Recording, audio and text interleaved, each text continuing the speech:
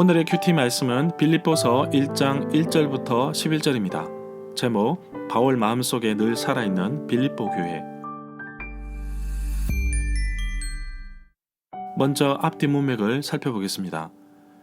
빌립보서는 사도 바울이 마게도냐 지방에 있는 빌립보 교회 성도들에게 보낸 편지입니다.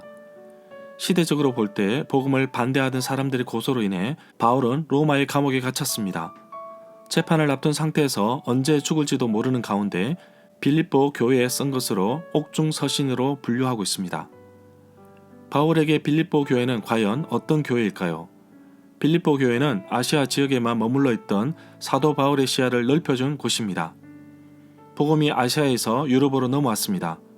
빌립보에서 자주색 옥감 장수 루디아를 만나고 감옥에 갇혔다가 풀려나는 기적도 체험했습니다. 빌립보 교회는 바울이 유럽 전 지역으로 복음을 전할 수 있도록 재정적인 후원도 아끼지 않았던 교회입니다. 바울이 감옥에 갇혀 있는 가운데 바울에게 사람과 선물까지 보낸 교회가 바로 빌립보 교회입니다. 왜 바울은 빌립보 교회 성도들에게 편지를 보냈을까요? 일단 자신에게 도움을 준 빌립보 교회에게 감사를 전하기 위해 편지를 씁니다. 그리고 빌립보 교회에 들어와 있는 거짓 가르침과 서로의 갈등을 해결하기 위해 편지를 씁니다. 그래서 빌립보서에는 특별히 단어가 많이 나오는데 바로 기쁨입니다. 기쁨이라는 단어가 16번이나 나옵니다. 사실 바울은 지금 감옥에 있습니다. 감옥에서 언제 죽을지 모르는 상황인데도 뭐가 그렇게 좋고 기쁠까요? 구원을 위해 성장할 것을 당부하면서 기쁨을 나눕니다. 바울에게는 빌립보 교회가 가장 큰 기쁨인 것입니다. 문단을 나눠보겠습니다. 1절부터 2절은 바울의 인사, 3절부터 7절은 생각할 때마다 감사, 8절부터 11절은 바울의 기도. 1절에 보면 빌립보서의 발신자는 바울과 디모데이고 수신자는 빌립보에 사는 교인들입니다.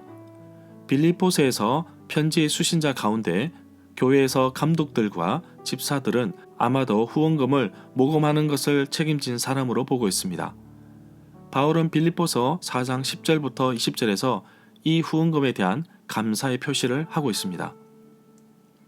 이 구절에서 감독들과 집사들이라는 표현이 나오는데 교회의 지도자들 또는 목자들로 번역할 수 있습니다. 감독들이라고 번역한 것은 비교적 후대에 이루어진 것으로 보고 있습니다. 그리고 집사들은 문자적으로 섬기는 자들, 돕는 자들이라는 뜻으로 사용되었습니다. 관련된 성경 구절은 사도행전 20장 28절과 베드로전서 2장 25절입니다. 4절에 보면 빌립보서에서 많이 등장하는 단어 가운데 하나가 바로 기쁨입니다. 빌립보서 1장 18절 25절, 2장 2절 17절 18절 28절 29절과 3장 1절 그리고 4장 1절 4절 10절에 나옵니다. 기뻐하라는 표현 자체가 이 서신서에서 자주 나타나고 있습니다. 그렇다면 기쁨은 바울에게 있어서 얼마만큼의 가치를 주는가요? 바울에게 있어서 기쁨은 인간이 주는 기쁨의 감정 그 이상이라고 봅니다. 바로 그 기쁨은 성령의 은사가 아니겠습니까? 5절에 보면 이 구절에서 첫날은 바로 빌립보 사람들이 기독교인이 되는 그 날을 말하고 있다고 봅니다. 빌립보에 있는 성도들은 바울이 예수 그리스도의 복음을 전한 일을 도왔습니다. 그 내용이 빌립보서 4장 14절부터 16절과 고린도후서 11장 9절에 나옵니다. 7절에 보면 바울에게 있어서 받은 고난은 은혜일 수도 있다는 사실로 볼 수 있습니다. 왜냐하면 고난은 내가 예수 그리스도께 속해져 있다는 것을 확신해 주기 때문입니다. 고린도후서 7장 3절에 보면 바울은 고린도 교회 성도들에게도 그들이 바울의 마음에 있어서 함께 죽고 함께 살자고 하기 위하여 정죄하지 않았습니다. 7절에서 매임은 감옥에 갇혀 있음을 의미한다고 볼 수 있습니다. 8절에 보면 바울은 빌립보 교회 성도들에게 사랑하고 사모하는 형제들이라고 표현하면서 자신의 기쁨이요 면류가 아닌 사랑하는 자들이라고 합니다. 그리고 이와 같이 주 안에서 서라고 격려하고 있습니다. 9절에 보면 바울은 빌립보 교회 성도들을 위해 기도하는 이유를 말하고 있습니다. 그들을 향한 사랑이 날마다 커지고 있음을 알려주는데 바울은 자신이 보낸 편지 수신자들에게 늘 자신이 얼마나 사랑하고 있음을 보여주고 있습니다. 데살로니가전서 3장 12절에서도 주께서 우리가 너희를 사랑함과 같이 너희도 피차감과 모든 사람에 대한 사랑이 더욱 많아 넘치게 하사라고 말하고 있습니다. 바울은 데살로니가 교회 성도들에게도 항상 그들을 위해 기도하며 항상 하나님께 감사하는데 이렇게 하는 것이 당연하다고 봅니다. 그들의 믿음이 더욱 자라고 서로가 사랑함이 풍성하여서 모든 어려움에서 이기기를 바라고 있습니다. 10절에 보면 바울은 로마서 2장 18절에서도 율법의 교훈을 받아 하나님의 뜻을 알고 지극히 선한 것을 분간하기를 바라고 있습니다. 바울은 데살로니가 교회 성도들에게 너희 마음을 굳건하게 하시고 우리 주 예수께서 그의 모든 성도와 함께 강림하실 때에 하나님 우리 아버지 앞에서 거룩함에 흠이 없게 하시기를 원하노라 라고 말하고 있습니다. 앞서 6절에서도 바울은 빌립보 교회 성도들에게 너희 안에서 착한 일을 시작하신 이가 그리스도 예수의 날까지 이르실 줄을 우리가 확신하노라 라고 말하고 있습니다.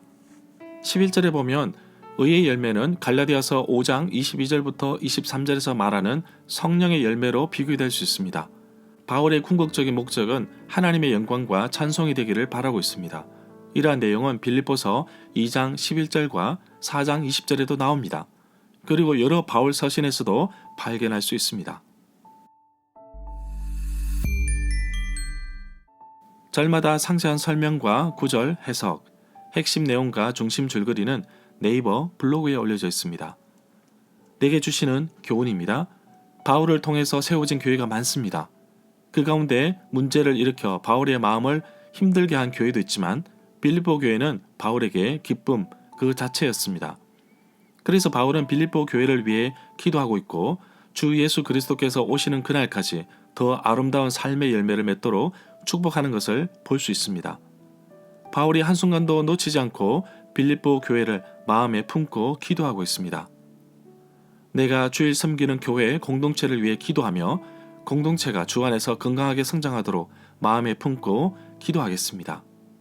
그리고 교회가 선교하고 전도하고 구제하고 봉사하는 일에 적극적으로 돕도록 하겠습니다. 저희 자녀들도 교회 공동체의 중요성을 깨닫도록 교회에 대해 설명하고 교회를 위해 기도하도록 교회 기도 제목도 주도록 하겠습니다. 하나님께서 세우신 교회, 하나님께서 이끄시는 교회, 하나님이 원하시는 교회가 되도록 헌신하며 기쁨으로 들으시고자 합니다. 선교는 아니지만 구제 측면에서 15년 전부터 타지키스탄과 키르기즈 공화국에 살고 있는 한 학생에게 꾸준히 후원을 하고 있습니다.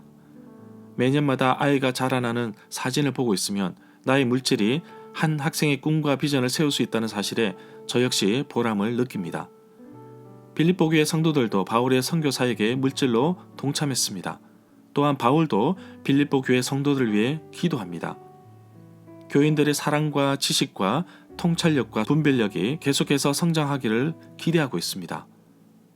저 역시 2003년부터 현재 2023년 오늘 이 순간까지 21년 동안 선교 사역을 감당하고 있습니다. 저의 사역을 위해 많은 교회와 동력자님께서 매달 후원하며 선교 사역을 돕고 있습니다. 바울은 빌립보 교회의 재정적인 도움에 감사하고 있고 또 지속적으로 빌립보 교회를 위해 기도하고 있음을 보게 됩니다. 저도 매주 금요 철야 기도회와 월초 기도회 시간에 저의 후원자님들을 위해서 기도하고 있습니다. 하나님의 선하신 손길이 동력자님의 삶에 가득히 넘치기를 축복합니다.